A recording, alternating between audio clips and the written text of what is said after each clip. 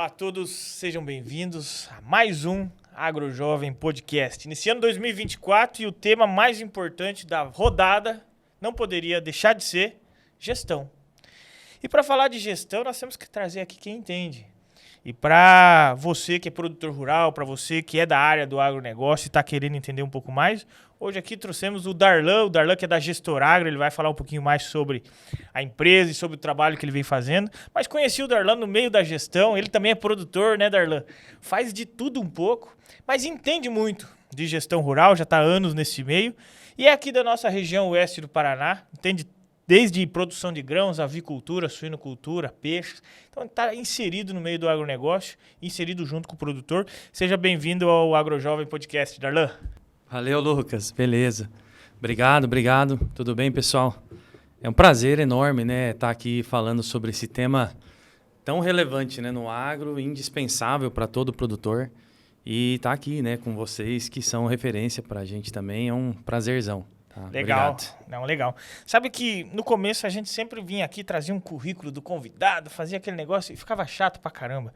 Aí, depois de um tempo, me falaram, não, deixa o cara contar a história dele lá. Então eu vou abrir pra você quem que é o Darlan, o que o Darlan faz hoje, só pra gente entender um pouquinho disso daí. E lá no final a gente fala um pouco da empresa também, o que vocês fazem de serviço. Mas agora pra gente entender de onde que você começou a gestão, o que te levou pra esse caminho. Essa aí você não combinou não, hein, Lucas? Cara, Darlan, sim, eu sou aqui de Palotina, tenho 35 anos de idade, sou filho, neto de desbravadora de Palotina. Meu avô veio para cá em 59, então uma história que começa lá, né? Então acho que um pouquinho, né, do que a gente é hoje, com certeza é fruto aquela iniciativa lá de trás, então um pouquinho do que eu sou hoje eu devo a eles. Tudo que tentaram me passar. A minha história do agro começa aí, né? Então, criado desde moleque com o vô, com o pai na roça e os desafios. Eu acho que meu despertar para a gestão, Lucas, começou nos arrendamentos. Meu pai sempre foi desbravador, de arrendar a roça e produzir, plantar. E o negócio dele era produzir. E eu de fora olhava assim, ele produz. Produtor, ele é fera. Sempre foi muito bom produtor. E eu ficava olhando, falava assim, quando é que ele vai parar para fazer conta daquele negócio que ele está fazendo, sabe? Mas ele plantava, colhia, produzia, entregava e vendia e as coisas iam assim. E eu não via ele parando e eu ficava com aquilo na cabeça, sabe? E aí depois eu fiz agronomia, eu me formei em agrônomo em 2010 pela Unioeste aqui em Marechal.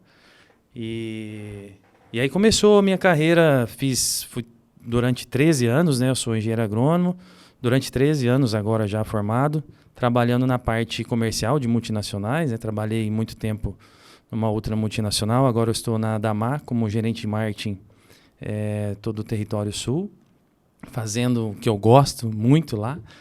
E esse negócio de gestão sempre andou comigo, sabe? A propriedade rural, eu adquiri uma propriedade em 2012, e aí os indicadores que começaram a me chamar a atenção, porque para mim sempre foi assim, quanto é que vai sobrar disso aqui, porque eu preciso pagar a conta, né? E eu olhava os produtores, como eu trabalhei na área comercial, o pessoal sempre fala assim, comercial quer vender. Mas eu sempre era muito preocupado com a rentabilidade do produtor na negociação. E aí a gente indicava muitas vezes produtos concorrentes e tal, porque, cara, era o melhor manejo possível naquela hora. Então eu sempre fui, isso porque eu vim de uma raiz de produtor rural. Acho que para mim a minha história se conecta vindo das experiências que a gente adquiriu aí com o vô, com o pai, com amigos e essa vivência forte. E já viu muita gente reclamar, né? Reclamar que às vezes falta dinheiro, provavelmente viu muita dívida no meio desse negócio. E esse é um dos temas que a gente gostaria de discutir aqui também com você, né? E provavelmente você viu isso lá desde o começo, né? Não sei se fazia muito financiamento também? Ah, sim. Nós sempre fomos financiamento para tudo, né? E eu atendi muito tempo a uma região que o pessoal é muito arrendatário, sabe? Eu vendia, né, atendia esses produtores e o pessoal muito alavancado, né, com arrendamentos e tal. Então, a minha preocupação sempre era, cara, você está fazendo um manejo que vai te dar retorno? Vem aqui, pensa, vamos sentar. Já cheguei a sentar na mesa com o produtor e falar, cara, essa renda aí, vamos lá negociar com o dono da área. Eu ia junto com o produtor antes de... Porque, assim, são cenários reais, né, do dia a dia.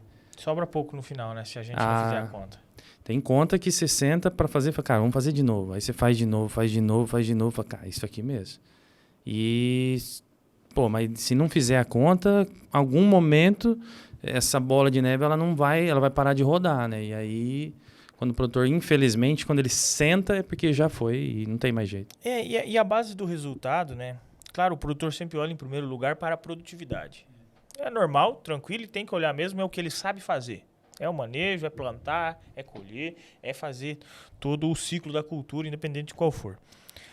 A outra ponta que ele corre muito atrás é o custo. Você sabe que eles fazem orçamento para tudo que é lado, faz pedido, cancela pedido e vai atrás. E é uma luta para tentar sempre pegar o mais barato. Às vezes um produto de alta qualidade, mas muitas vezes é o preço que ganha.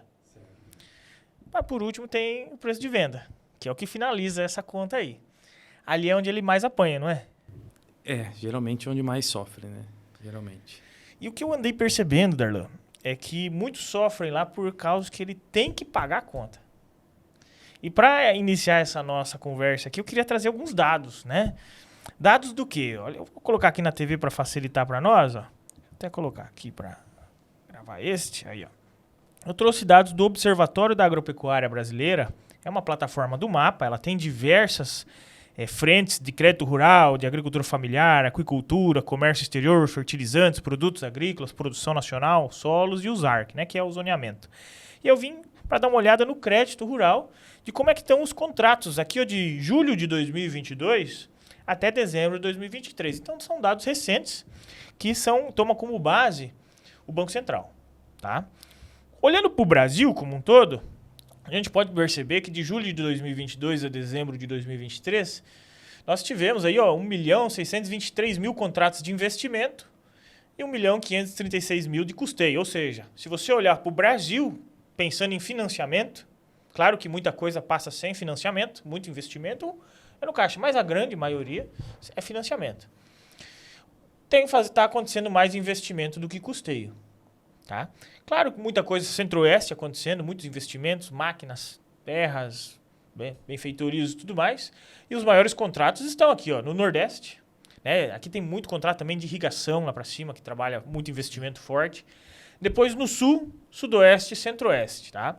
Então, quando a gente começa a detalhar isso, ó, os contratos por estado, quem faz mais contrato hoje é o Rio Grande do Sul, Minas, Bahia, depois Paraná e Santa Catarina.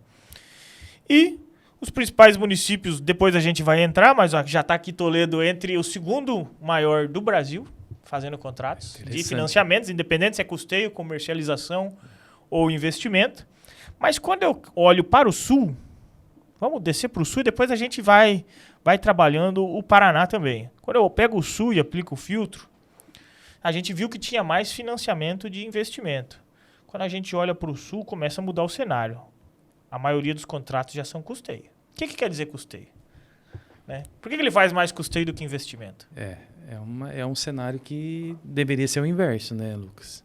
Deveria ser o inverso. O custeio, geralmente, quando está alavancado e endividado. Geralmente, quando vai para custeio, porque está endividado. Porque se o produtor pudesse, ele guardava uma safra, como a Raquel uma vez veio aqui no podcast e falou, olha, o certo é o produtor guardar uma safra, porque se tiver algum apuro, ele não passa sufoco. Todo o Brasil faz isso? Difícil. Mas nós estamos vendo que o Paraná, o Sul principalmente aqui, tá invertida essa moeda, né? Eu acho que você foi feliz na fala anterior, porque você falou assim, geralmente o produtor ele tem que pagar a conta. Né? Então ele faz o custeio ou ele tem que vender rapidamente porque ele tem que pagar a conta. Isso não deveria ser surpresa para ele. E isso explica um pouco desse custeio alto. Dificulta o crescimento, né? Dificulta o crescimento. Pega um produtor na mesma região que ele não tem a necessidade de pagar tanta conta logo na safra de soja. A safra de soja, o preço está quanto hoje? 115 nessa faixa. Quanto estava 3 meses atrás? Isso aí 140, 135. Entendeu? Esse produtor, se ele já soubesse que tinha bastante conta para pagar agora, ele já estava tentando fazer alguma coisa. Deveria ter feito, né, Lucas? Esse é um ponto que, assim, com quem a gente conversa, eu lembro, tem um produtor que a gente conversa muito, né? Então, há 20 dias atrás, mais ou menos, tinha um contratinho a 127. Tá baixo, tá pouco, não sei, tá baixo. Em relação ao quê? A sua curva, né? Sua curva de payback aí tá legal. Se 127, você trava uma parte dos custos e vai embora. Mas eu acho pouco. É pouco em relação ao 200 que estava lá atrás. Essa é a relação. que ele tinha na cabeça. Mas não é essa a relação é o custo que ele tem agora. Ah, mas se subir, show, ótimo, o lucro, você vai lá. Então, assim, isso explica esse alto volume de custeio, tá? Programação, geralmente, quando o pessoal está querendo acertar na Mega, ele vai se alavancando, vai se endividando, pensando que uma hora ele vai acertar. E quando vem o negócio, ele... Aqui, a gente entende até porque tem muitos custeios, que se a gente for olhar, não, antes de olhar a região, olhar os anos, aumentou muito de 2022 para 2023, que foi a última safra colhida no passado, porque 2022 tem o quebra de safra. Certo. Se for lá olhar especificamente para o Rio Grande do Sul, mais tempo ainda tomando quebra, né? São 3 A gente anos. entende o endividamento do produtor, mas isso liga um alerta, né? Exatamente. Você comentou bem. Você falou, nós viemos de uma safra ruim, foi 22, né? Você pega todo o sul todo, foi Todo o sul, péssimo, né? péssimo. Não ruim, foi a pior seca da história, né? Nós estamos aqui há muito tempo. Pior seca da história. Mas é uma safra, né, Lucas? Uma só. E já criou isso. E já criou todo esse embaralho aí que, cara, não é fácil para consertar. Não é fácil para consertar. Se essa safra agora der meia boca, não conserta ainda. Não. E se por acaso der mais uma quebra de safra, falta corda na região. É verdade. Entendeu? É verdade. Ficar. E assim, e onde que isso atrapalha, né? O produtor busca a produtividade, ele vai atrás do custo, mas se ele diminuir a régua aqui da receita aqui da venda de soja, de milho, seja a cultura que for, essa margem diminui igual com ele. Exatamente. E daí, por isso que a gente escuta o produtor falar toda vez que ele tá sem dinheiro. E ele tá mesmo. E tá mesmo. O detalhe é esse, que nem assim, ó, hoje um produtor que deixou de vender contratos, né? Vamos falar de contrato que tinha há pouco tempo aí, a 135, 140 reais que seja. Não vamos falar dos 170, 160 que tinha lá atrás. Uhum. Vamos falar 140, que era há pouco tempo. 125, 127, que era esse caso. Que ele deixou de vender nesse custo, hoje ele está tendo que vender a 10% a menos. Você está falando 10% do bruto, do total da produção dele. Não é do custo. O custo que ele tanto brigou, que a gente que está no dia a dia, na comercialização, sofre com isso, que o produtor ele fica, insiste em custo, que é importante, tá? Desde que use produtos bons, manejo correto, é importante. Mas não que isso seja a prioridade. Mas se você perder 10%, 15% na comercialização, é no todo. E o impacto disso é 30%, 40% no custo seu. Muitas vezes é a margem. Então você não consegue mais reverter. E isso você só consegue minimizar com um bom planejamento.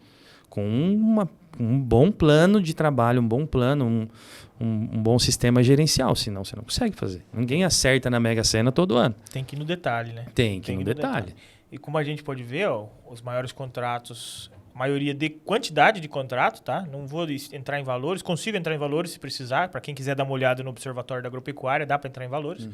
É o Rio Grande do Sul, porque ele teve mais safras com problemas. É entendível o porquê. Né? O produtor não está ali porque ele quer. Mas que ele precisa se organizar, não tem outra saída. Porque não tem volta. Mas aqui, Lucas, eu tive há pouco tempo no Rio Grande do Sul. Estava iniciando o plantio do milho. Acho que faz uns 3 meses, mais ou menos.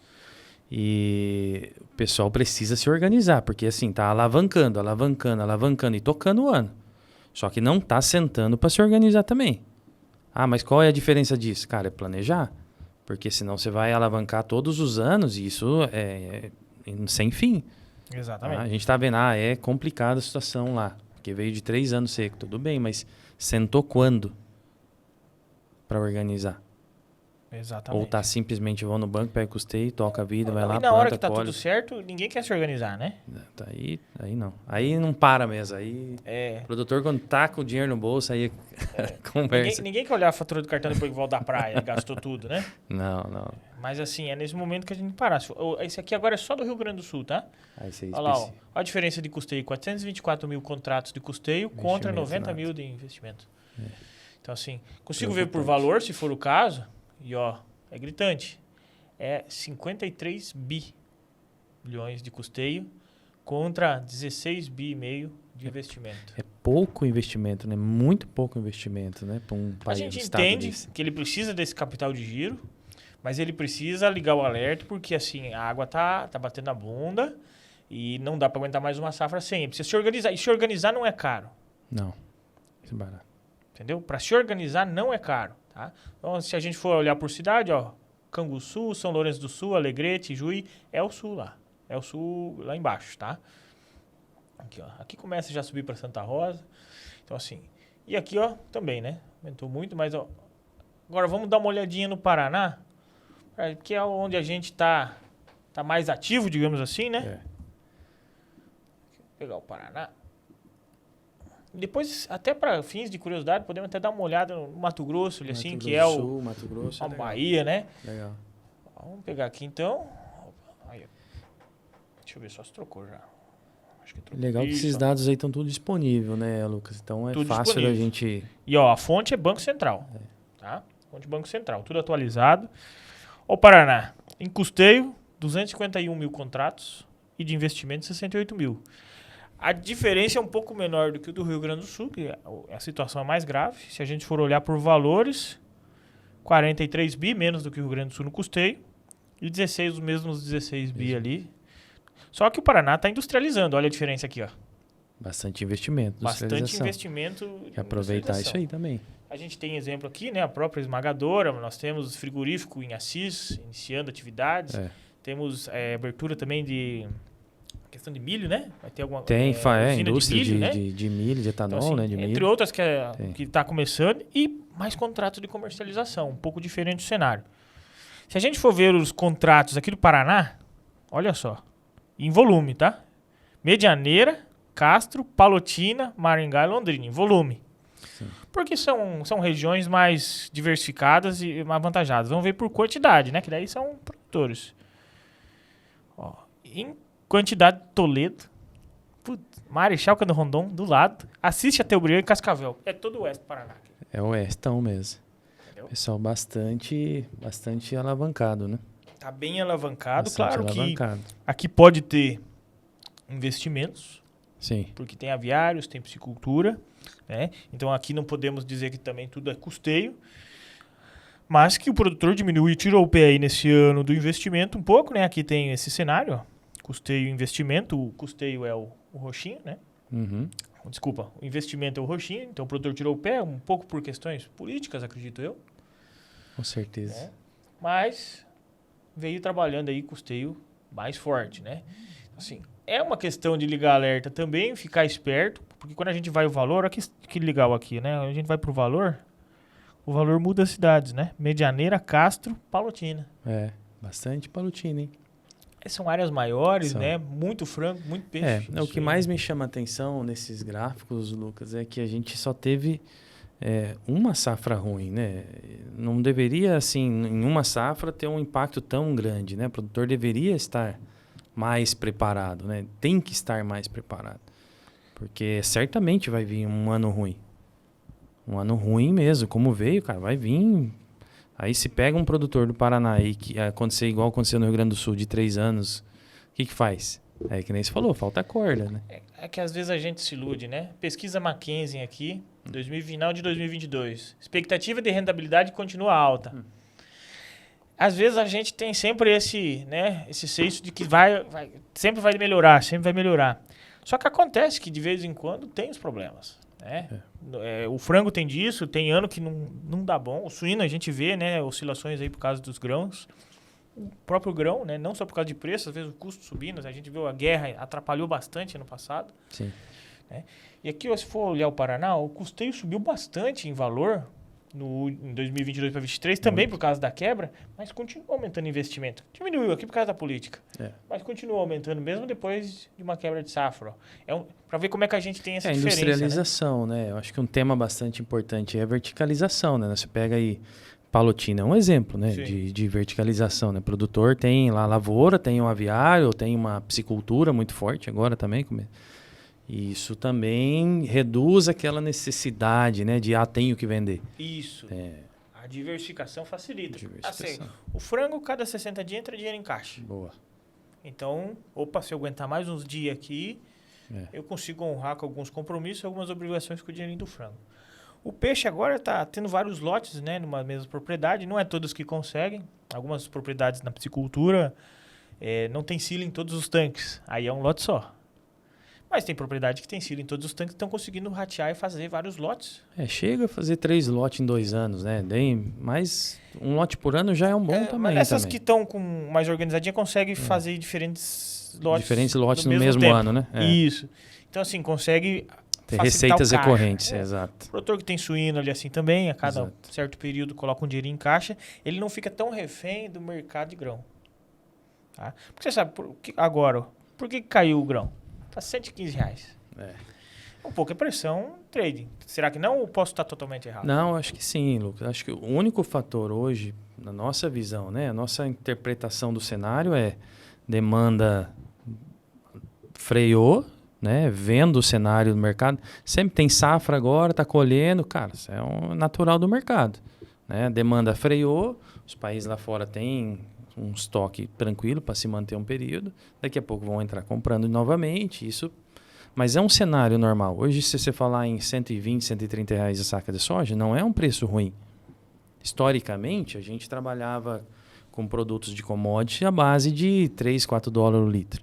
Produto, um glifosato, por exemplo. Ano passado, quando o soja foi a 200, nós estávamos trabalhando com ele a 20 dólares. Por quê? Porque era o custo. Quem estava comprando soja estava vendendo a própria molécula do glifosato nesse custo. Hoje eles estão voltando na faixa dos 4 dólares novamente. Ou seja, está equalizando. O mercado global se assentou. Nós temos uma guerra enfraquecida, nós temos lá China com fornecimento todo estruturado, né? As indústrias estabilizando, comprando, né, muito mais produtos requintados, ou seja, comprando mais carne, comprando mais tudo, mas também estão se reorganizando para com a produção deles, que era um problema lá de 2019, 2020, né? A pandemia freou, então, enfim, o seu cenário desesperador global freou. Então, você tem uma demanda menor por grãos, automaticamente. Então, isso é um cenário que fala, cara, mas vocês preveram que isso ia acontecer? Não, mas isso era um cenário que não é fora da normalidade. Se falar em soja 120 esse ano, cara, ninguém podia duvidar. Falar em 200, não fazia sentido. Tá? Pode ir, mas não faz sentido. Se for, não faz sentido. Tá? Então, assim, hoje quando a gente olha todo o fornecimento de produto, tudo que eles a China, falando China porque é o maior comprador, tudo que eles exportavam lá a 4, 5 dólares. Na pandemia exportaram a 20. Qualquer coisa, estou falando aqui de produto, mas pode ser qualquer coisa. E estão voltando a exportar a 4, 5, eles não vão pagar na soja 20 dólares na tonelada, no saco. Não vão pagar mais. Ou seja, não tem, isso não equilibra mais, né? Ainda mais se tratando de China, que, cara, só vai pagar se estiver vendendo. Então, isso é um cenário que é previsível de certa forma? De certa forma, sim. Né? Hoje, eu olhar o cenário hoje, não tem espaço para pagar R$200 a saca da soja. Né? E tem espaço para cair mais? Sim. Pode ter. Pode ter. Então, com o que eu faço agora para me preparar, então? Planejar. Quem se planejou, seu custo está lá em 40, 50 sacos por alqueire, mais o operacional, enfim, vai lá para os seus 20, 30 sacos por hectare de custo. E quem se planejar consegue manter essa margem ali dos seus 30, 35, 60% que vocês estão... Sim. Essa é a margem do pessoal que está... sacos sem arrendamento. Sem arrendamento. É isso mais ou menos que vocês trabalham também com os clientes? 30, 35 sacos sem arrendamento. Se colocar o arrendamento, ele tem que ficar mais esperto ainda. O produtor que arrenda, ele tem que estar mais em cima desse número aí. Aí sim. Então, hoje, quando o pessoal fala assim, mas a produção no Brasil vai perder aí seus 20, 30% esse ano. Provavelmente vai perder. Tá? Quando você olha assim, Mato Grosso perdeu bastante, o Paraná um pouco. Vamos dizer que perca 15, 20. Nós vivemos um cenário que a soja estava em queda e a Argentina inteira não colheu nada.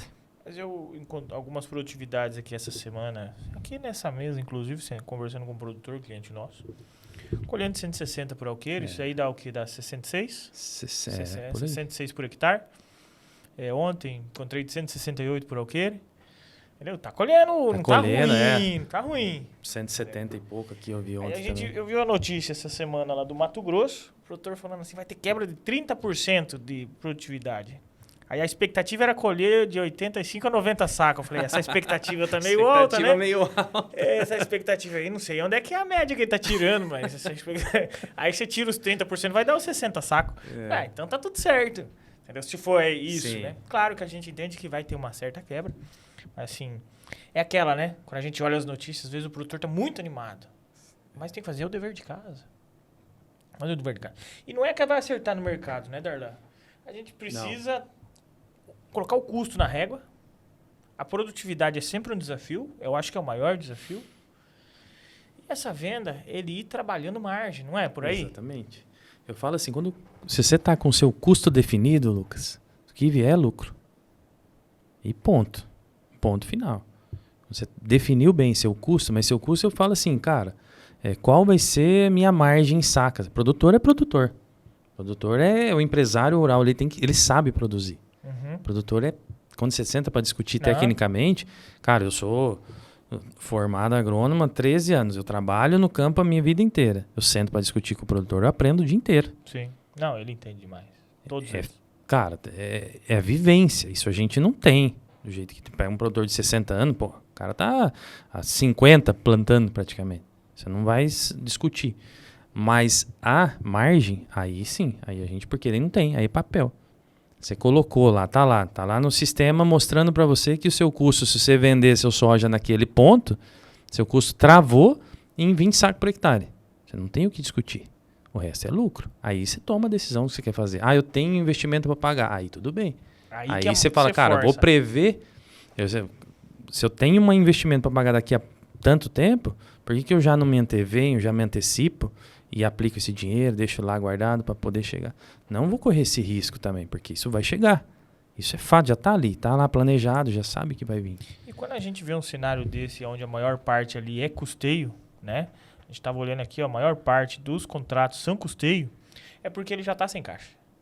Provavelmente. Tá? Boa parte disso aí, provavelmente. Quando a gente vai em quantidade de contrato ainda, né? É bastante. É muito contrato, é mais de 250 mil contratos.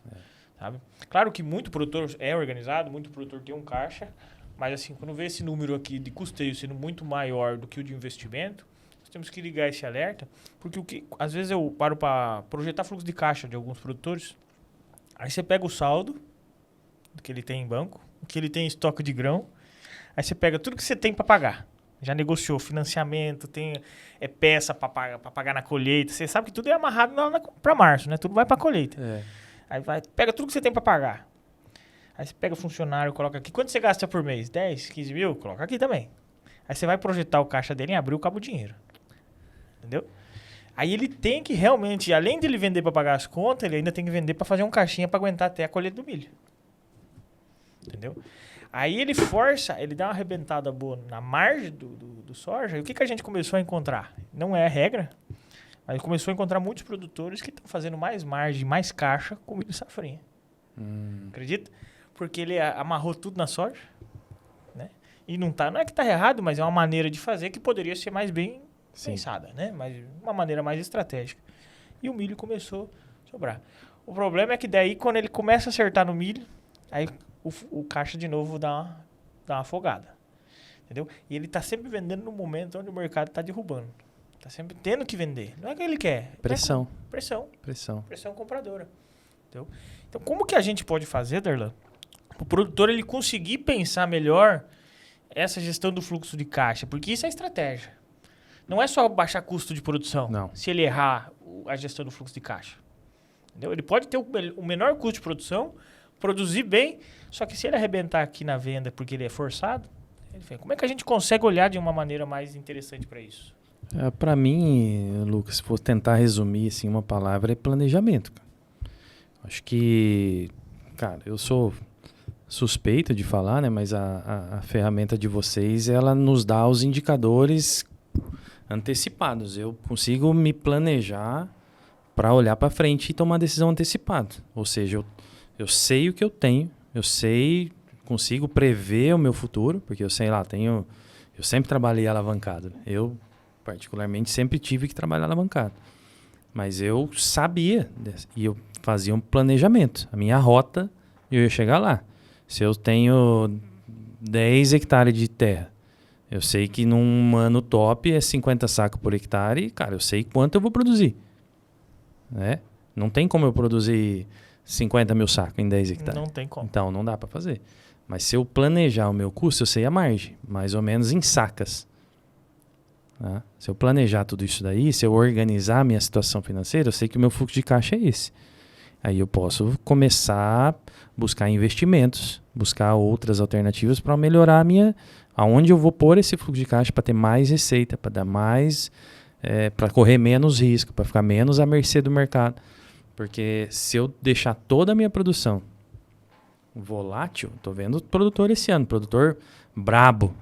Brabo. Porque o governo que tá aí assumiu. Cara, fazer o quê? Não foi a gente que colocou, não foi eu, não sei, mas tem gente que colocou lá. Que gosta do cara e colocou. Fazer o quê? É o que tá lá. Aí eu vou deixar de vender meu soja a 140, 150, simplesmente porque eu não gosto que o governo tá lá e vou deixar as coisas, diluir meu patrimônio, diluir minha receita, planejar. Eu acho que organização, Lucas, é o que mais falta. Porque assim, cara, eu vivo intensamente o dia a dia do produtor. O tempo todo o produtor só fala, o seu preço tá caro para comprar de mim. Quando eu tô lá pela empresa ofertando alguma coisa, tá caro. Tá caro por quê? Se ele vai te dar mais receita, se ele vai fazer você produzir mais.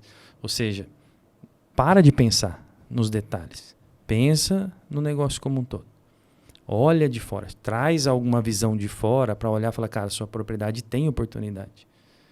Eu falo, mas eu cresci assim, não tive nada. Eu sempre trouxe gente de fora. Falei, cara, olha para mim e vê onde é que tô errando aqui. Não, mas você tá indo bem. Falei, mas tô errando em alguma coisa, porque dá para ir melhor. Tá, então, assim, buscar, cara, buscar ajuda, buscar suporte e planejar. Exato. E quando a gente fala, às vezes, que o custeio é uma preocupação, é quando a gente compara com o investimento. Sim. Porque o investimento é um bom... financiamento de investimento porque ele bom. está crescendo, ele está trocando a máquina, ele está construindo um aviário, ele está investindo. Todo investimento vem receita. Isso. Ponto. O investimento traz receita, ou diminui custo. Ou reduz custo. Boa. Entendeu? Às vezes é painel solar. Boa, é isso aí. Então, assim, o investimento é um bom negócio. O custeio, às vezes, muitos têm aquela estratégia, que o que acontece? A gente se força a fazer algum erro e a pegar um dinheiro, e a razão tenta buscar argumentos para justificar o erro. Acontece comigo, acontece com você, talvez aconteça com você também. A gente, depois que pegou o dinheiro, aí você vai buscar razão para tentar justificar aquilo.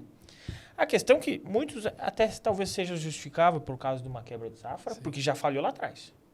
Sim. Tá? O que acontece, que a gente está pegando no pé aqui, é que no pagamento aqui você arrebenta com o fluxo de caixa. Sim. E aqui você diminui a margem da próxima safra. Não é só pelo juro, que o juro é um outro problema. O juro é subsidiado, não sei o quê. Okay. O juro faz parte do processo. Agora, a questão é que nos momentos desses pagamentos aqui de um dinheiro que muitas vezes precisou ser pego, às vezes talvez não. Muito produtor, você sabe que ele pega para fazer giro. Para fazer giro. Ok, cada um com o seu negócio. Se der certo, o preço do produto sobe. Se der certo. A questão é que não desembolsa. Mas eu já vi produtor pegando custeio para pagar investimento. Sim. Quando ano passado que deu aquela quebra. Sim. Aí já começa a ficar... assim, não tem saída, né? Ele tem que dar um jeito, tem que pagar a conta e ele tá dando tombo. Assim, muitos ganham dinheiro, mas muitos mais estão girando dinheiro. Né? E a gente tem que dar alerta, por isso que é interessante organizar a gestão. Né? Vamos dar uma olhadinha no Mato Grosso, só para matar uma curiosidade aqui? Querendo ou não... É um bom termômetro. Né? Um bom termômetro aí, pra gente ver. Bom olhar. Às vezes o problema é o mesmo, né? Olha lá, o custeio um pouquinho acima, mas a diferença do custeio para investimento já é muito menor. A gente estava falando de 250 mil contratos, né? Claro, tem mais produtores aqui no Sul, mas são 46 mil contratos contra 29 mil de investimento. Né? É um produtor que está investindo muito mais, claro, muitos ainda no custeio, mas está investindo, comparativamente ao custeio, investindo muito mais, né? Vamos ver as cidades, ó. Cáceres com Fresa, com Lisa, e aqui vai longe, ó. E também é o mesmo cenário, né? Eu acho que o Brasil inteiro aqui naquela é parecida, safra, né? Só diminui a dispersão do investimento. Isso. Né? Vamos dar uma olhada nos valores só pra gente ver esse padrão. Ó, os valores é um pouco menos de custeio do que o próprio Rio Grande do Sul. Bem menos pelo tamanho do estado. Pelo tamanho do estado. Pelo tamanho do estado, bem menos que o Paraná. O Rio Grande do Sul deu 50 bi. 50 bi. Rio Grande do Sul. O Rio Grande do Sul, o Paraná e o Rio Grande do Sul, cada um com 16 bi de investimento, Mato Grosso com 22. Né? E olha quantos contratos de comercialização. Bastante também. Já aumentou bastante. Tá? Ele é um produtor que ele já está se organizando um pouquinho mais. Não em quantidade, mas sim em valores. Claro que tem muitas empresas grandes lá que puxam essa régua para cima. Que um produtor lá faz contrato para em valores, Sorriso, né? Que é o carro-chefe lá. Campo Novo, Parecis, Nova Mutum, Primavera do Leste, Lucas e Rio Verde. É os 5 principais mesmo em valores. Me estranhou a régua do Nordeste para cima. Acredito que pode ser Bahia, será? De investimento. O oeste da Bahia é muito forte também, né? Olha lá. Olha a diferença para a Bahia. Quase nada de custeio. Claro, são propriedades grandes, é outra realidade. Lá o custeio lá sai caro mesmo. Né? O juro lá de uma propriedade de 5 mil hectares, que é uma propriedade normal, é caro. Mas olha quanto investimento. 297 mil contratos de investimento. A proporção é bastante diferente. Inverteu a charada. Bastante. E quando você vai pra Bahia, não sei se você foi recentemente, eu estive lá no passado em Lucas do Rio Verde. Eu fui de carro mesmo, né? Fui subindo de Brasília até lá, fui subindo de carro. Você vai passando aquilo lá, aquilo é outro mundo, assim, né? É armazém pra todo lado, é pivô pra todo lado. Retão a estrada conheci assim. Quando era Mimoso ainda, pra você ter uma ideia, mas não fui mais pra lá. Luiz Eduardo Magalhães é uma cidade assim nova, tem 22 anos. Você entra nela, parece que é Toledo, de tão organizadinha que é, muito bem. E aqui a gente vê a diferença. O povo tá investindo. Forte. Claro, são grandes, ok. Mas por que eles são grandes? Cenário econômico do momento do produtor lá. Olha lá, o Juazeiro, Monte Santo, Campo Formoso, Casa Nova. Nem aparece aqui Luiz Eduardo. Nem Barreiras. E os investimentos sempre em altos volumes, custeio diminuindo. Mas também seguindo aquele padrão. Então achamos aqui o fora da curva. Esse é fora da curva. Fora da curva. Então, isso aqui é para ilustrar um pouquinho para o produtor de como que está acontecendo esses investimentos e como que a gente se organiza, né? Porque nós estamos em janeiro, né, Darlan? Eu brinco sempre, produtor, que janeiro é o mês que a gente ou começa inglês, ou começa academia, ou faz gestão. Entendeu? É o mês das promessas, né? É o mês das promessas. Em fevereiro. Então, assim, queria te pedir, Darlan, o que o produtor precisa fazer para começar a gestão? É muito difícil? Eu acho que sozinho não tem como, Lucas. Acho muito... Nós somos criados assim. Eu falo assim, propriamente quando eu comecei o Gestor Agro em si, foi por uma incomodação do setor.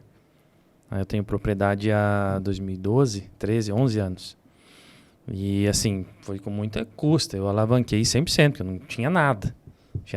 E veio uma oportunidade, um cara que eu sou grato até hoje, que me deu a oportunidade, e eu fiz a aquisição. Mas do nada. Então eu sempre dependi muito de estar na ponta da caneta, porque não tinha como. Sim, não tem outro jeito. Mas, cara, isso desde lá, eu nunca recebi uma visita, Lucas, de alguém que viesse na minha propriedade e falasse assim, Darlan, eu sei que você está começando e eu vim aqui para te ajudar. Então, em 11 anos, eu vim aqui para te ajudar. Falei assim, nunca recebi. Isso me incomodou. Tá? Eu sei que vocês fazem isso. Tá? Mas, e daí foi da onde nasceu o Gestor Agro também. Então, isso eu acho que começar sozinho é que nem você fala assim, cara, eu vou em 24 eu vou começar a academia. Cara, se não tiver alguém que te puxa, que te empurra, eu não vou nem na bala. Mas eu sou pequeno, eu não preciso, eu controlo tudo na cabeça. É isso aí. Não é isso que você escuta às vezes? Isso a gente ouve bastante. E não que os grandes não precisem, mas os menores, principalmente, tem que fazer. Tem que fazer. Se quiser ter algo, ser próspero futuramente, ter algo sólido. Cara, eu tô falando para você que eu comecei do nada. Zero. Não que hoje eu tenha... Mas assim, hoje já tenho uma estrutura legal. Legal que, cara, foi tudo com gestão. Gestão e um pouco de correr riscos. Um pouco de ousadia. É ousadia. Mas isso eu falo assim, cara, se o pequeno quer sobreviver ou viver bem do agro, quer viver bem, é muito fácil, muito possível. Não fácil, muito possível. Desde que ele tenha uma boa gestão, principalmente de futuro, de longo prazo. Tá? E os grandes que têm uma família, que não querem dilapidar seu patrimônio, que querem organizar, que querem cuidar, quem é arrendatário e quem não é, tem que fazer também. Na minha visão, sozinho, não tem como. E até para envolver a família, né, no processo. Não tem como porque, cara, eu falo assim, eu sei o que está acontecendo, eu sempre faço uma analogia, minha mulher é terapeuta, é fácil eu olhar a família dos outros, né? Julgar, né? Não que a gente julgue, né? Mas julgar a família. O fulano lá não sei o quê, o fulano lá é bonzinho, o fulano lá é maldoso e tal. Dos outros é fácil, porque você está de fora olhando. E não é que é mentira, você está de fora olhando, é fácil. Agora, e na sua casa? Quantas vezes a gente já viu julgando, falando assim, aquela pessoa maltrata o outro. E você maltrata a sua família em casa. Então, assim, por quê? Porque em casa você não enxerga. Dentro da propriedade é a mesma coisa. Eu ando lá no sítio, nos aviários, eu vou olhando. Cara, eu não consigo... Eu acho um negocinho, um detalhe ou outro. Mas quando vem alguém de fora, fala assim, aqui, ó, tá vendo? Falei pra você que o manejo estava diferente. Falei que esse manejo que tem oportunidade. Ó, tá vendo aquele equipamento? Tá vendo isso aqui? Por quê? Porque é outra visão de fora que não tá naquela rotina. Sim. É totalmente diferente. Por isso que, cara, ao longo da minha vida eu sempre fui me preparando. Sempre alguém de fora foi me ajudando. Ninguém é nada, não tem como. E é um aprendizado contínuo, né? Não tem como. Você vai, vou fazer um curso aqui e vou sair fazendo gestão. Não, é complexo, cara. É complexo. Eu acho que o que a gente precisa ter, se a gente quiser, é a iniciativa de ir buscar ajuda.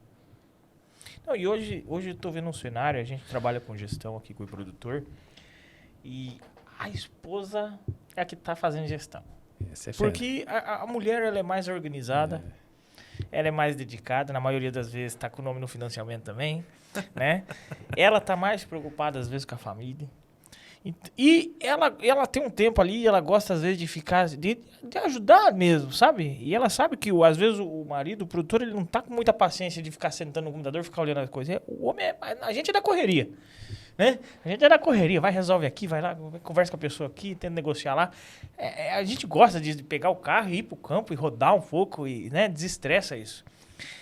A mulher não, ela senta aqui, ela resolve. Então assim, a gente vê todo dia que assim tem esposa do produtor, a gente tem no Brasil inteiro. E às vezes tá online, às vezes vem uns presencial. E elas dão jeito em tudo. Então, o cara ele tem um grande aliado para gestão em casa. Tem. E a gente que trabalha com gestão sempre achou que eram os filhos. E ele também. Os filhos são preguiçosos. Tá?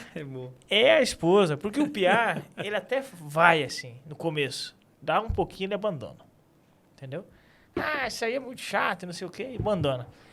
As filhas vão, tá? Porque é mulher. Mas assim, a esposa se você tem uma aliada em casa pra fazer gestão e você não sabe, é a sua esposa, entendeu? Porque é tiro e queda. E vocês ali, Darlan, como que vocês trabalham com a Gestora Agro hoje? Como é que você ajuda o produtor também? Porque você tem essa experiência, você tem uma equipe e você tá numa região que é rica. Tem frango, tem peixe, tem suíno, tem leite, tem um pouquinho de pecuária de corte e tem produção de grãos. Né? Como que você ajuda o produtor hoje? É legal, acho que esse ponto da mulher aí, Lucas, é bem importante, porque, cara, todo mundo, né? Nem sei se você é casado ou não. Não. Então você tem, cara, a minha esposa é fora da curva. Então quando a gente fala de gestão, realmente elas têm um olhar diferente. Se jogar uma ferramenta igual a de vocês, de produtor na mão de uma mulher, é outra pegada. Ela sabe de cabo a rabo mexer, sabe operar, sabe olhar, entender. E a gente realmente não para fazer. A gente sofre com isso. Sofre. Sim. É igual você mexer com papelada. Sofre. O homem parece que começa a suar. A mulher não. Então, é legal. Acho que a mulher é uma boa... Com certeza, é uma boa aliada ali. No Gestor Agro, a gente tenta encontrar essa pessoa certa dentro da propriedade, sabe? Que a maioria das vezes é a esposa ou a filha ou o filho. Depende do caso, a gente tenta encontrar o perfil. Uhum. Então, acho que o Gestor Agro, a gente nasce em 2019 de um incômodo mesmo, que eu comentei antes, de não sentir o apoio, sabe? Do setor. Falei, cara, eu preciso... Tô vendo o produtor na minha frente, no meu dia a dia, que eu já cheguei a fazer planilha de custo, falei, cara, entrega a renda aqui, abandona e vai fazer outra coisa. Trabalhar fora, vai fazer outra coisa. Eu sentei na mesa de proprietário e falei assim, ó, renegocia esse contrato aqui, porque esse produtor aqui vai quebrar. Você vai quebrar ele, culpa sua. Cara, como assim culpa minha? Ele que tá arrendando? Sim, mas cara, esse cara cuida e tal, não sei o quê. Então, o Gestor Agro ele nasce daí. Tá? Eu comecei, que nem eu falei, eu comecei a produzir, né? Comprei a propriedade para produção de aves, do nada, e eu precisava produzir. Eu precisava de ajuda, e eu buscava ajuda. Falei, cara, me ajuda, porque eu não entendo nada. Preciso de fazer gestão, preciso entender. Números aqui eu fui fazendo, fui organizando e as coisas foram fluindo. Tá? Até hoje a gente usa a plataforma do produtor porque facilita absurdamente. Né? Você tem a gestão ali mais fácil. Tá na mão, né? Mas a gente não tinha isso. Há pouco tempo atrás a gente não tinha. Então você dependia muito de suporte mesmo, de pessoas. E o Gestor Agro ele nasce disso. Como nós temos uma experiência de fora, de olhar para as propriedades, de toda essa vivência, nós criamos um time hoje de especialistas que vai na sua propriedade e tenta identificar qual é o ponto de dor para nós melhorarmos a lucratividade da sua operação. A gente fala muito de gestão patrimonial, porque a gestão patrimonial não é só gerenciamento financeiro. É o que eu quero futuro, qual é o futuro da minha família. Né? Muitas propriedades que a gente chega lá, a esposa, muitas vezes, ela está muito preocupada porque os filhos estão indo embora. Os filhos não querem ficar na propriedade. Ou por quê? Porque não se preocuparam com tudo isso, sabe? Então, hoje o nosso time ele identifica isso dentro da propriedade. Tá? Ele entra lá, hoje a gente está trazendo alguns produtores para a plataforma do produtor para ter a gestão financeira, para a gente olhar e falar, e financeiramente como que você está. Né? Aqui tem um mapa de calor da sua propriedade, enfim, aqui para identificar, porque os dados estão ali. Agora, como que eu identifico, interpreto e melhoro o planejamento daquela propriedade? Hoje a gente identifica sucessão familiar, a gente identifica proteção patrimonial, né? A gente trabalha com holding também, trabalha com a parte de análise de viabilidade de investimentos, né? Que a gente estava falando até agora aí. Já faz muito tempo, inclusive, que alguns investimentos a gente vem alertando o produtor. Fala, cuidado, tem fluxo de caixa, faz, não tem, não é agora. Porque a gente olha números. Sim. A gente olha números e o time ele é preparado para dar esse suporte. Então, a gente está dentro da propriedade, cuidando da família, cuidando da sucessão, preparando aquela estrutura para aguentar, para ter longevidade. Ensinando, né? Também. Porque a gente tem cliente do Brasil inteiro e às vezes para você que não conhece o e-produtor, é uma ferramenta de gestão online onde a gente faz a gestão financeira e fiscal. Inclusive, para quem é do Paraná agora, a partir de maio vai ter que emitir nota digitalmente. Então, já conte com o e-produtor, veja uma demonstração, veja os vídeos, porque vai precisar fazer e a gente consegue fazer 15 notas numa pegada assim, ó, questão de minutos. Facilita demais. Vai fazendo sair da Receita Federal para você ver. Fica difícil. Vai dar problema. Sim. Mas voltando lá, o que acontece? Nós temos muitos clientes na plataforma que, a hora que eles vão olhar o resultado, o número está ali. Mas falta, às vezes, o know-how, a qualificação, para ele entender e o que eu faço com aquilo ali agora. Eu nunca tive o número e sempre toquei. Agora eu tenho e não sei o que fazer. Exatamente. Aí que entra as consultorias. Né? A ideia é assim, eu falo assim, nós não somos uma instituição filantrópica, né? Nós precisamos ter uma estrutura, hoje são vários consultores. Hoje a equipe que está por trás do Gestor Agro são mais de 300 pessoas. Uhum. Tem uma equipe grande que dá suporte para as entregas acontecerem. Tá? Então, tudo isso por quê? Porque nós fomos construindo e eu queria entregar tudo. Nós queríamos entregar tudo para o produtor. A construção de uma holding é um planejamento gigantesco, contábil, financeiro, jurídico, a proteção patrimonial para a vida sua. Então, eu não posso o Darlan, ir lá e fazer uma holding. Eu não tenho know-how para fazer isso. E nem alvará para fazer. Mas hoje a nossa equipe faz. Sim. Então, nós estruturamos isso por quê? Porque a gente viveu muito isso. Produtor parando de produzir, tendo que parar. Outra, a família a vida inteira se deu bem. Né? Enquanto era 2 irmãos. Quando entrou esposa, né? Nora, cunhada, quando entrou os netos, genro e coisa arada, começa a ter um conflito de ideias. Isso é natural. A gestão das vaidades. É complexo de fazer, cara. Não dá para falar que está errado. É complexo de fazer. Cada um quer ter sua opinião. Porém, como é que você se planejou para isso quando fosse acontecer? Quando a gente fala de planejamento de venda, né, nacional, como é que eu vou vender minha soja quando? Qual que é o ponto de equilíbrio de venda? Qual que é o planejamento da sua sucessão? Como é que eu estou planejando a minha vida lá para frente? Porque, cara, uma hora o 50 chega, uma hora o 60 chega. E aí, eu vou continuar? Só eu tocando, só eu liderando isso aqui? E às vezes precisa de ajuda, mas não passa informação. Não passa informação. E nada melhor do que o número numa tela. E aí, com os dados hoje, a gente interpreta os dados. Nós temos, cara, tem um cara que é especialista em planejamento de fertilidade solo. Dentro do time nosso. Tem um cara que é especialista em CNPJ. Vai transformar sua propriedade numa empresa. Nós temos lá a parte da sucessão familiar, que é você... Não é, às vezes a gente fala sucessão familiar, é você mostrar, passar o bastão, você mostrar para aqueles filhos toda a história. Porque o filho tem que entender a obrigação do filho, não é só do pai. É diferente de governança familiar, né? É diferente. É diferente. A gente não quer que quem construiu tudo aquilo, né? Então, assim, hoje você tem que ter muita sensibilidade de você entrar numa propriedade e falar, cara, vai por aqui, vai por lá. Tem que ter os dados na mão. Eu tomar uma decisão simplesmente por achar que tem que ser assim, não dá. Então, hoje a gente interpreta. Isso demora, tem um planejamento. A gente vai lá, reuniões, visitas. É que nem eu falo, a construção de uma holding, por exemplo, são 8, 10 meses, 12 meses. Exato. Então, é um planejamento. Não, e o produtor tem outro problema. A gente até tocou nesse problema antes, que é a questão da política. E é um governo com fome de imposto. Né? E tem a questão da gestão tributária, que o produtor tem que se organizar nisso aí também, né? Não adianta só... A gente olha para produtividade, olha para custo, tá falando de mercado, financiamento, investimento. Nós criamos aqui antes um alerta mais cedo. Mas tem a questão tributária ainda. Tem. Né?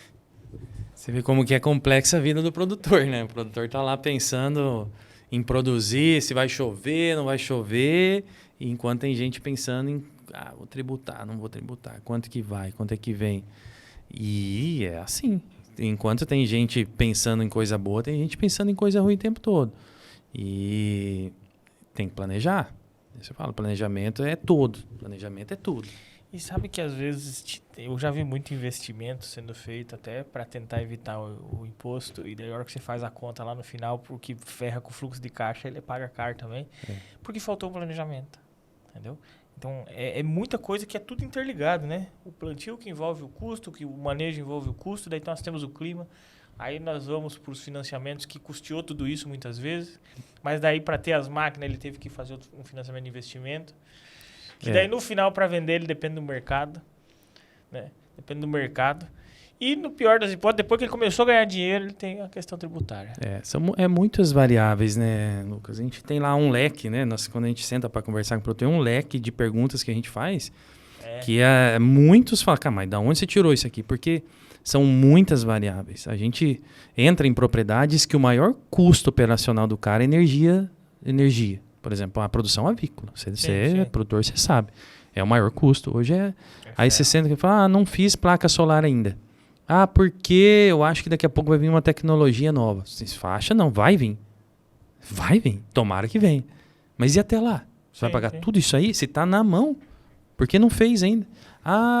Cara, vamos fazer um projeto. A gente faz um projeto e prova para ele que o projeto ele se paga ao longo do tempo e que daqui a pouco ele vai ter toda essa receita melhorada. Então, assim, mas por que não fez ainda? Talvez porque não teve a conexão com alguém que sentou e falou assim, faz que vai dar certo. Exato. Então, assim, falta também uma orientação de qualidade, né, Lucas? Planejar tudo isso, cara. Eu falo, o produtor tem um número, eu não lembro agora o número, eu não vou falar para não bobear, mas a quantidade de decisões que um produtor toma durante uma safra. Não sei se você tem esse número. Não, de cabeça não. Mas eu lembro que a gente fazia nos planejamentos, mas assim, sei lá, para lá de 100 decisões durante uma safra. Como é que ele toma isso sozinho? Sem dados ainda. Sem dados. Aí é humanamente impossível. Tomar as decisões você toma, mas acertar nas decisões ou reduzir o erro. E até para fim de conversa entre eles mesmos, pega o produtor de avicultura. Às vezes eu quero olhar uns números ali assim, 20% da receita do cara lá, tem 3 aviários, é com mão de obra. Ele fala, 20% da receita é mão de obra, ele tá ganhando mais que você, que é o dono. O normal aí, a gente vê 14, 15, 16, um cara mais enxuto aí faz 10, 11% da receita com mão de obra. Aí você vai pra manutenção. Um cara bem controladinho, ele assim, ele tá 4, 5%, né? Quando faz a manutenção preventiva, ele cai para um 3, ele assim. Mas daí você vai ver alguns produtores, manutenções lá de equipamentos na avicultura. tá em 15% da receita, 18%. Falei, pô, 18%, você cria um plano de assinatura com o cara lá. E muitas vezes é o próprio MacGyver lá que tem lá dentro, porque daí quando dá problema, é grande o problema. Né? Hoje tem muitos aí, o próprio aqui em Palotina faz manutenção preventiva, cabe no orçamento, se precisar trocar, troca antes, evita emergência, evita problema no manejo, o custo cai lá embaixo. Aí você vai para energia, outro ferro. Claro, muitos estão indo para solar, tá conseguindo fazer essa troca pelo financiamento ali, é uma troca justa e no final das contas esse financiamento acaba e você fica com a placa lá com mais um período. Ah, mas tem data de validade? Tem, mas se acabar antes que o financiamento acabar primeiro, tá valendo. Tá ótimo. Em algum momento você vai ter lucro. Vai ter lucro. O problema ainda é o gás. Realmente, esse aí, gás, o aquecimento, vamos, né? Aquecimento você consegue até se você tiver dados de saber onde está desperdiçando. É o único fator, mas você não vai eliminar 100%. O aquecimento ainda é um problema difícil de eliminar essa frente. Claro que a gente fazendo estudos viu que o gás acaba ficando um negócio mais interessante, porque não tem reforma de forno. Exato. Não tem toda essa questão aí. Já fiz esse cálculo 1 milhão de vezes. Ao longo de 10 anos, o gás ele é mais interessante né? Tem toda essa... E é menos trabalho. Isso aí diminui o custo com mão de obra. Na agricultura. Por quê? Qualidade de vida pro Você granjeiro. consegue reter mais profissionais de qualidade. Claro, você pega um cara que vai fazer fogo, e pega um cara que vai trabalhar com gás, muda a dinâmica. Agora tem os IoT, né? As tecnologias. Boa.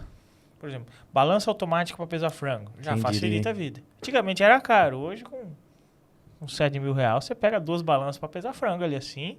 E olha o serviço isso a longo prazo que você evita para ter dado todo dia.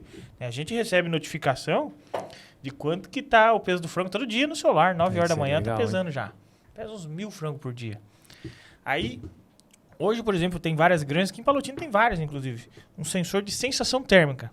Porque antes tinha-se o sensor lá de umidade, no próprio painel, né? Tem de umidade, temperatura e vento. Tá, mas a sensação térmica é a união dos três.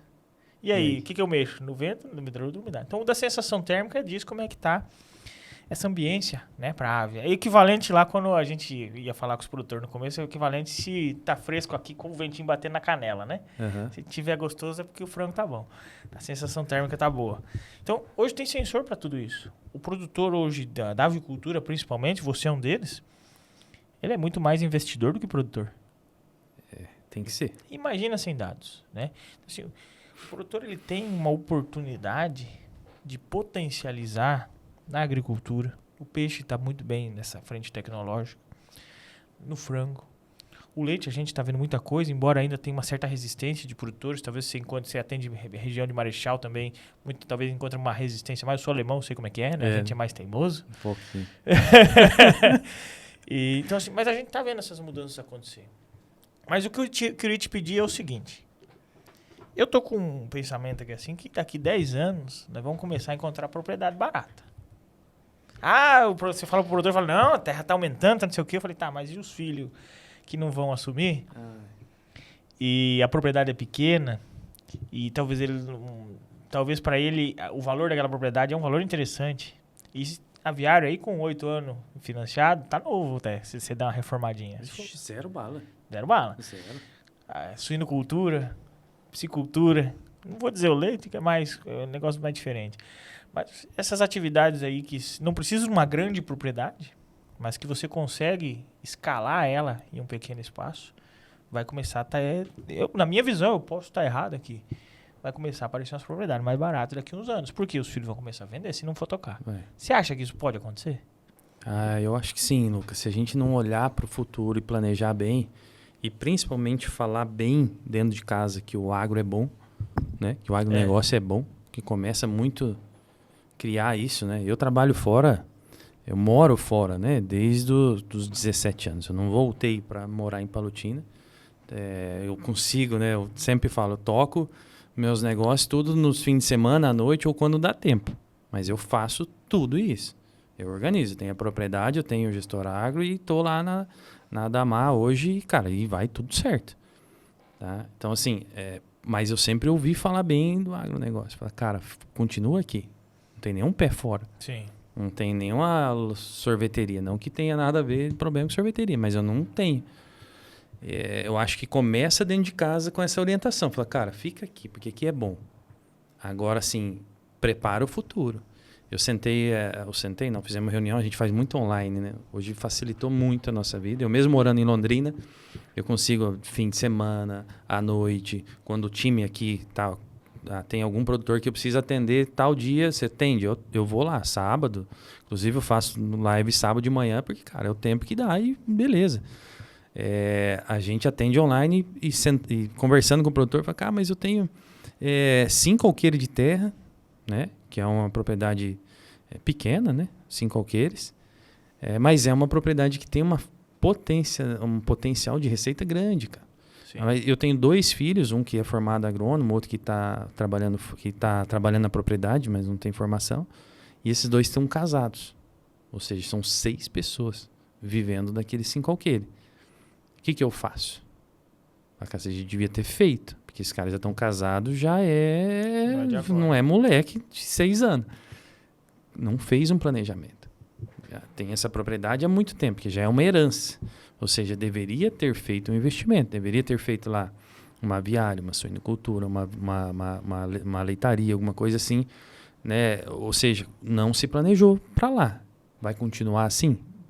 Até quando? Se aqueles filhos saírem fora para trabalhar fora hoje, os 2 juntos, as 2 famílias juntas, certamente vão ter uma receita maior do que aquela da propriedade. Sim. Do jeito que está lá hoje.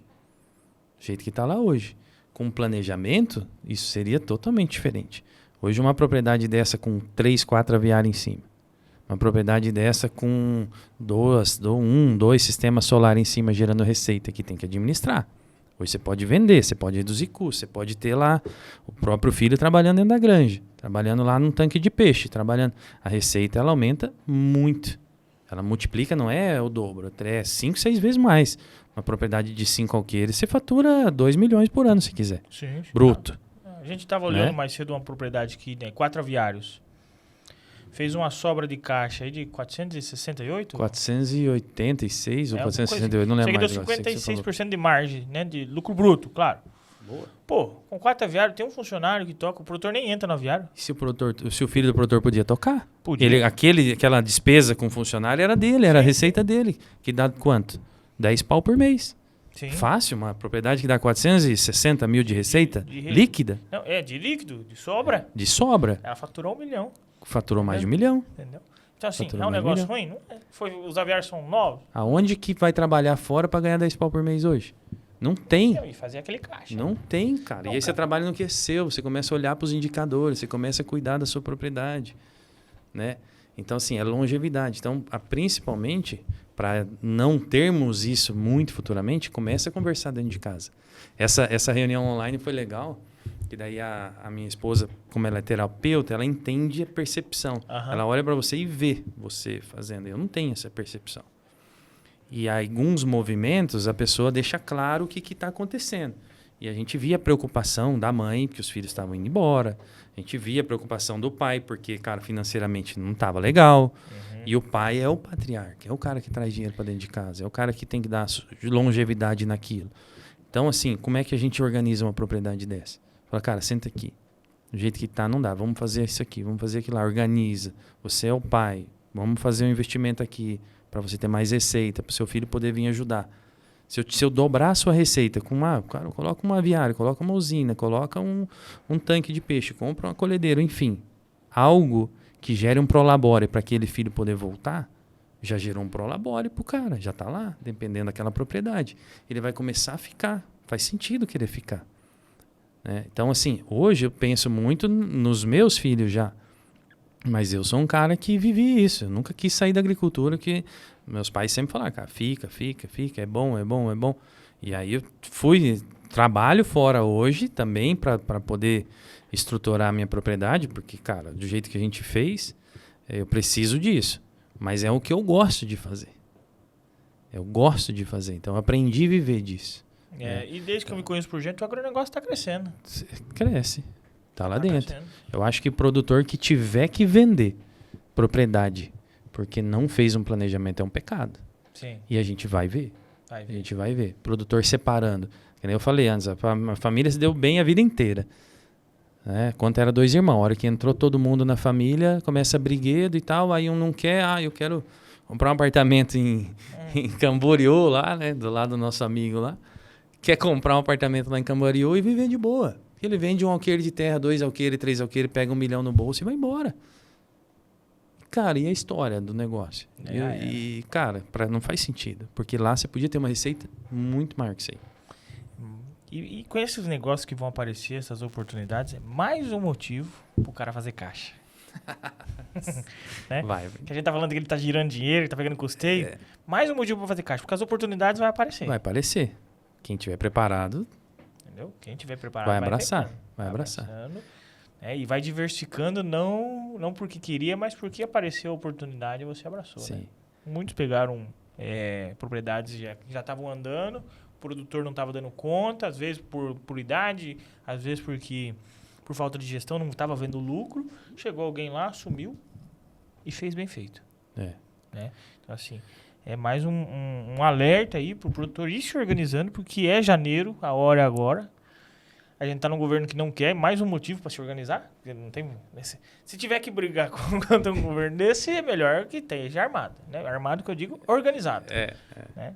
Não tem. Então, assim, tem muitos produtores fazendo alternativas, né? Quem fez muito investimento em máquina está prestando serviço, que é um outro ramo que está aumentando muito. Sim, né? A gente está vendo por causa do endividamento também. Se o cara se profissionalizar, hoje ele tem uma receita legal também com essa prestação de serviço. E automaticamente, do outro lado, quem está endividado não aguenta mais manter uma estrutura de estar bancando. Hoje, se bancar uma colhedeira aí, não é simples. Assim. Não. Você tem que bancar, porque o cara não é comprar, o cara é manutenção, operador e tudo mais. Então, prestar serviço de qualidade é uma boa fonte de receita. Comprar é o mais fácil, né? Comprar é mais fácil. Entendeu? Tocar ela é... E outra, o prestador de serviço também tem que fazer conta. Sim. Senão entra dinheiro, a hora que ele... A gente vê, cara, eu tenho vários amigos aqui que tem um caminhão de frango, por exemplo. Você conhece? De ração. Sim. Comprou na empolgação, legal, entra dinheiro, ia, cara... 5 manutenção. anos tem que tocar. Não, mas se eu coloco um funcionário que, cara, remunera, coloca um cara bom, porque essa manutenção vai chegar. É fluxo de caixa, não é só propriedade rural, é um empresário rural. Comprou um caminhão, organiza, financia, comprou uma colhedeira, comprou um aviário, fez um investimento. Tudo é dilapidação de patrimônio. Não é só por causa do próprio negócio. Esse é o principal motivo. Mas o cara do lado tá se organizando. Tá. Doido pra crescer. Doido pra crescer. Doido de olho ali. De olho. Doido pra crescer. Vacila, né, pra ver? O mercado, ele é assim. O mercado é isso aí. É isso aí. A empresa é assim. Quantas empresas a gente viu fusões de empresas gigantescas aí?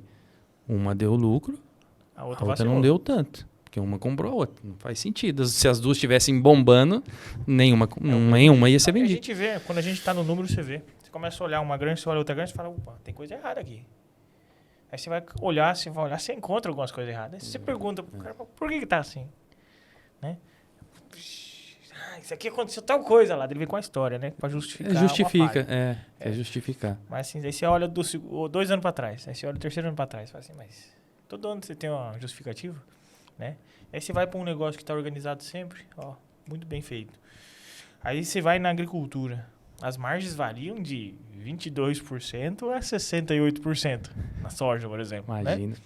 Assim, claro, tem cara que deixa a safra guardada lá, que beleza, depois vai fazendo. Mas numa média, assim, um tradicional, varia de 22% a 68%. O 22% é o cara que ele compra deixa caro. Deixa largado lá. Compra caro, produz pouco e vê na hora porque precisa vender. Esse cara, ele só tem lucro ainda porque a terra é dele. Cara, o cara tem a propriedade, isso é legal.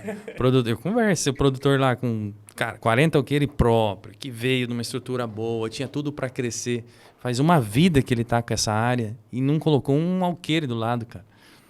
Por quê? Cresce. Porque, cara, deixa lá. Na cabeça dele planta, cresceu, colhe, vende quando precisa. Ele fez um barracão novo. E boa. Ele fez um barracão novo, ele tá com um trator novo, a cabeça dele tá crescendo. Mas isso é só um reinvestimento para você manter o negócio. Para ele tá bom, mas ele tá só sobrevivendo, né? Podia estar melhor, podia ter uma estrutura mais bacana, família, futuro. Daqui a pouco tem que dividir isso aí, tem que... legal, então, assim, é legal. A gente vê muita coisa, a gestão ela é muito gostosa quando você começa a ir pro número, né? Você sabe como é que é. É legal. Não é fácil para quem quer começar, mas estamos aí para ajudar, né, Darlan? Como é que encontra vocês hoje? A ideia é essa, né, Lucas? O desafio também é grande, viu? Que a gente não quer entrar na propriedade. A gente quer se pôr à disposição. Sim. Isso é uma via. E às vezes a gente entra, consegue, convence e tal, faz sentido. E aí você tem que ter a contrapartida, que é o querer mudar também, né? Então, hoje o Gestor Agro, eu falo que sim, o 2023 foi uma transformação bastante grande, porque nós trouxemos alguns profissionais que fizeram a diferença para o time. Desde 2019 nós viemos trabalhando com isso, mas hoje para você encontrar o Gestor Agro aí no Paraná está muito fácil. Tem aí nossas redes sociais, né? gestoragro.agro.br, tem nas plataformas digital, você encontra, tem consultor, hoje a gente tem consultor parceiro, Cascavel, Toledo, Palotina, Londrina, Marechal, todo o Paraná, Palotina, aqui, você pegar, nós estamos indo para o MS, Naviraí, Nova Andradina. Então, assim, nós estamos num nível de profissionalismo bem legal. Então, hoje está fácil de encontrar o Gestor Agro, você entra em contato com a gente vai indicar o melhor parceiro, o melhor consultor local para poder te atender. E a gente está assim, bem satisfeito com os feedbacks. É isso que eu acho que mais alimenta a gente. Quando você recebe um feedback, fala, cara, às vezes a gente se emociona, né? Você chora porque está transformando a vida, né? Da pessoa falar assim, chorando, né? Um produtor, né, com mais idade, fala, cara, você salvou minha família, isso não tem preço. Então a gente vai continuar fazendo isso por bastante tempo, se Deus quiser, porque é isso que nos move, cara. Quando você sente e fala, cara, você transformou a minha vida, isso é forte. Transformou a minha propriedade porque estava se perdendo, sabe? Estava meio sem rumo. E é isso que a gente começou a fazer, é isso que a gente vai continuar fazendo e cada vez mais fortalecendo com grandes parceiros, né? Que a gente precisa, né? Hoje, para ter aí mais de 300 pessoas por trás da operação inteira e muitos clientes, né? Hoje a gente pegar de empresas, né? Que a gente também acaba atendendo empresas, treinando elas para ela poder atender melhor o produtor. Eu não consigo atender todos os produtores com os nossos consultores, mas esse time prepara as empresas para que estão no front lá do produtor, para ter uma abordagem legal, para ter um atendimento melhor, para pensar na saúde financeira do produtor que está lá na ponta. Então, assim a gente consegue multiplicar as forças. Tá? Então, hoje você vai encontrar Gestor Agro em umas empresas que estão por aí, você já vai encontrar algum resquício do gestor lá, porque já fez alguma capacitação, já fez algum trabalho lá naquela empresa. Show de bola. Para você que produtor, então, precisa de ajuda, dá uma procurada lá. Né? A gente é parceiro aqui também do E-Produtor, Gestor Agro, eles também utilizam a ferramenta. Para você que quer fazer gestão, sabe que pode contar com o E-Produtor. E, claro, se você é um cara que gosta mesmo de tecnologia, aqui, ó, estação meteorológica. Coloca a estação meteorológica na sua propriedade, ela vai medir o clima, vai medir como é que está a temperatura, a umidade, o vento, quanto que choveu. Isso gera um histórico para toda a sua safra. E como ela tem GPS, o dia que der algum problema, espero que não dê, né? Mas quando der, e às vezes acontece, você tem histórico lá para brigar contra o seguro rural, você entende realmente o que aconteceu. E claro, para o dia a dia. Será que o clima está bom para fazer uma pulverização? Claro. Está ventando? Não está ventando? Como que está isso? Às vezes o produtor não está na fazenda. Né? Eles ficam mandando foto do copinho de chuva, quanto que choveu dessa vez e manda pro chefe, né? Não, olha no celular, ela conecta no wireless ou no 4G, facilita, tá? É para quem gosta mesmo, não é para todo mundo, é para quem gosta de tecnologia e gosta de estar conectado, seja na gestão, seja relacionado ao clima. Darlan, conversa muito boa, se deixar aqui, ó, a gente vai indo embora, tá? Espero tê-lo mais vezes. E se você pudesse aí deixar uma mensagem ao produtor rural, o que você fala para esse produtor hoje? No início de 2024, né? Início do ano, né? Cara, início de ano é o ano que você falou, planejar. Planejem, cuidem e sentem para conversar. A gente sempre orienta para cara, você já conversou com sua esposa no café sobre o negócio? Acho que é um momento de conversar e olhar para o futuro. Olha para frente, porque nós citamos vários fatores que nos impedem e que não estão na nossa mão. Seja ele clima, seja ele política, seja ele tributação, seja enfim. Esses não estão na nossa mão. O que está, cuida. Cuida do que é seu. Cuida do que é seu. Então, começa o 2024 diferente. Vai fazer diferente, senta com quem tá do seu lado no dia a dia, com quem tá lá te apoiando no dia a dia e, cara, agradece a Deus por ter saúde e organiza, sente e toca o negócio junto, com planejamento, né, com olhar para o futuro, com olhar para frente. E, cara, prosperidade vem. Para quem cuida, Deus abençoa. Show, show. Obrigado, então, pela estar aqui e trocar essa conversa. Para você que gostou desse bate-papo, mande no WhatsApp para os amigos, né? Nós estamos em todas as redes sociais, Instagram, Facebook, TikTok, YouTube. Tudo. Quem está ouvindo aqui no Spotify, siga a gente nesses canais. E para quem tem mais interesse aí também no e-produtor, aqui no cantinho aqui tem um QR Code, você pode escanear, vai cair lá numa página explicando um pouquinho mais, se cadastra lá e alguém vai entrar em contato aí para apresentar para você. Beleza? Até a próxima, pessoal. Deixa um like aqui. Vamos lá. Um abraço.